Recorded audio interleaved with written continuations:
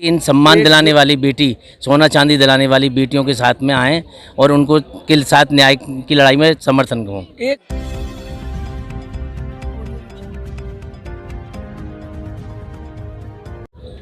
नमस्कार साथियों, मैं मनोज स्वराजी स्वागत करता हूं आपका मिनी संसद के मंच पे। जंतर मंतर पर लगातार दूसरे दिन भी ओलंपियंस का धरना जारी है और ये बात कर रहे हैं किस तरीके से आरोप लग रहे हैं। 7 कंप्लेंट हैं, 7 लड़कियों ने सीपी कनॉट प्लेस थाने के अंदर कंप्लेंट दी है और उसमें ये कहा गया है कि सेक्सुअल हरासमेंट की बात आ रही है।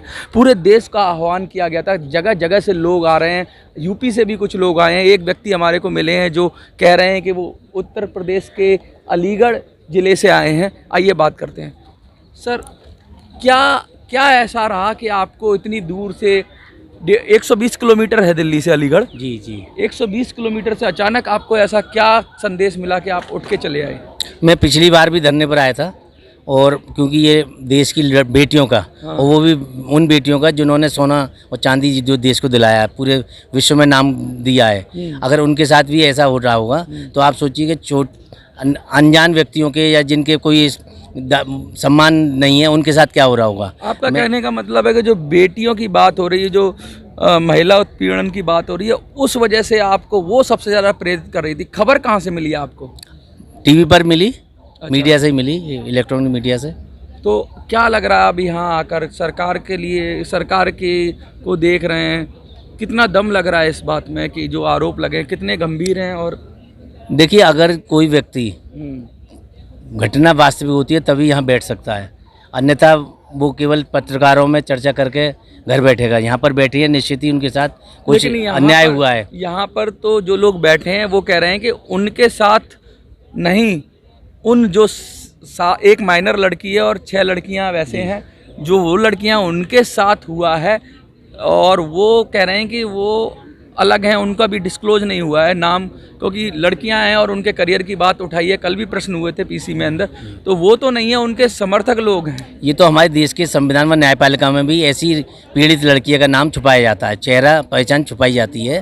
और ये लोग जब बैठे हैं तो निश्चित ही पूरे विश्वास के साथ, पूरी सच्चाई के साथ बैठे हैं। इनकी लड़ाई कतई झूठी नहीं है।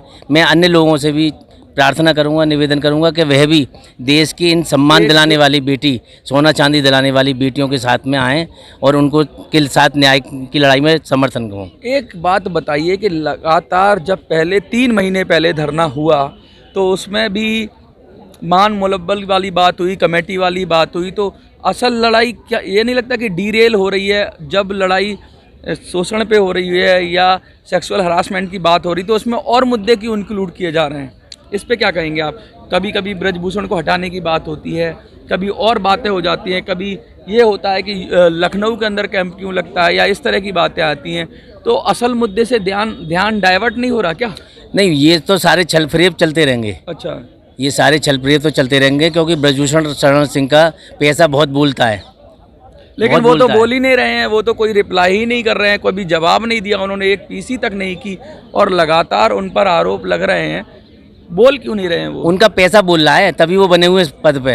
अच्छा, वो खुद नहीं बोल रहे, बहुत शातिर हैं वो। अच्छा, वो खुद नहीं बोल रहे, उनका पैसा बोल रहा है। जिस दिन पैसा बांटना बंद कर देंगे वो पद से हट जाएंगे। आप पहले पहलवान थे क्या? पहलवानी करते थे? मैं खेल में रहा हूँ। अच्छा, फुटबॉल, बास्केटबॉल खिलाड़ी रहे हैं आप? मैं टेबल टेनिस में स्टेट खेल चुका हूँ। अच्छा, बास्केटबॉल में स्टेट खेल चुका हूँ, स्विमिंग में स्टेट खेल चुका हूँ। तो आप तो एक खिलाड़ी रहे हैं, तो क्या मनोदशा होती है खिलाड़ी के प्रदर्शन पे, क्या प्रभाव पड़ता है जब इस तरह की बातें उठती हैं?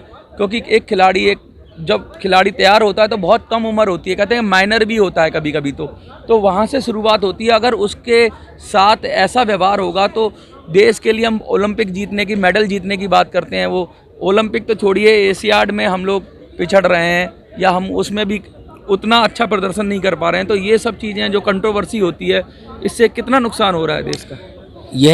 इसमें बहुत बड़ा नुकसान हो रहा है। और जितने भी देश में अब तक गोल्ड मेडल और सिल्वर मेडल लाए गए, उसमें मैं समझता हूँ शासन का और अधिकारियों का कोई हाथ नहीं रहा।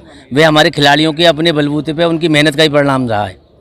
अगर शासन साथ होता खिलाड़ियों के तो अब तक तो इस पर निस्तारण हो चुका होता, न्याय मिल चुका होता। क्या लगता है आपको कि देश की बेटियों ने इतना नाम रोशन किया है, अब वो धरना स्थल पे आ गई हैं, तो FIR होगी या फिर इसके लिए भी इंतज़ार करना पड़ेगा? अभी इंतज़ार करना पड़ेगा, लड़ाई लंबी है, लेकिन क्योंकि सच की लड़ाई है, सच हारता नहीं है, सच कभी हारता नहीं है।